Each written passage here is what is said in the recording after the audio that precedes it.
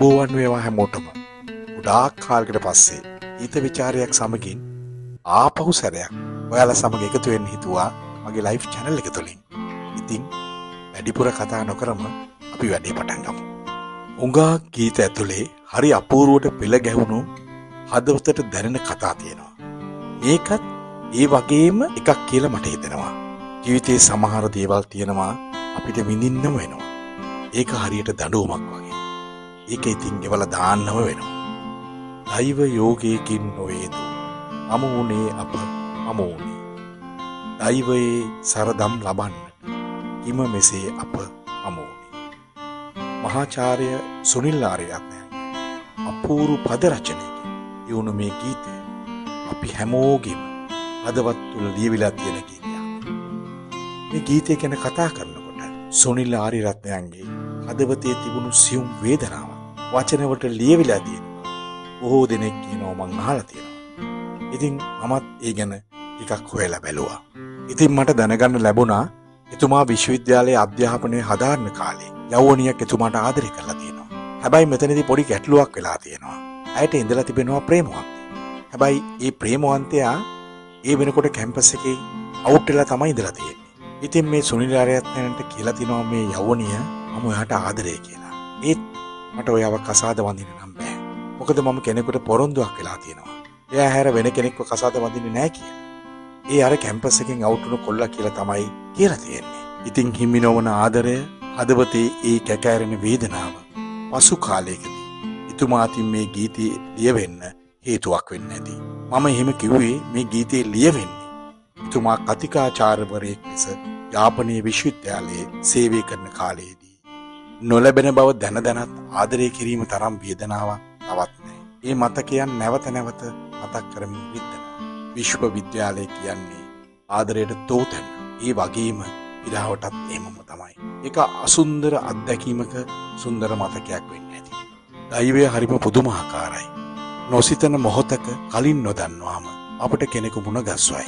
ආදරණීය බැඳීම් ඇති කරවයි. යලිත් කිසිවෙකුට නොදන්වා ඒ බැඳීම් සියල්ල බිඳ දමා එකිනෙකා දුරස් කර දමයි. එතුමා හරි අපූර්වට මේ ගීතේ පටන් අරගෙන තියෙනවා. දෛව යෝගයකින් නොවේදෝ අමුුනේ අප අමුුනේ. දෛවයේ සරදම් ලබන්නට හිම මෙසේ අප හමුුනේ.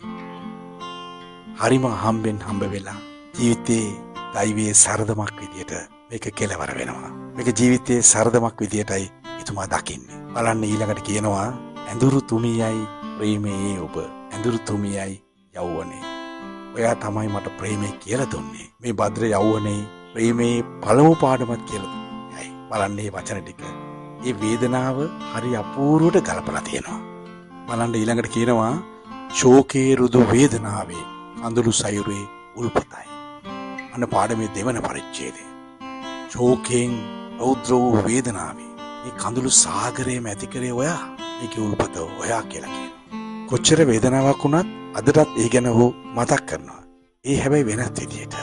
ජීවිතේ වේදනාවක් ඇයි.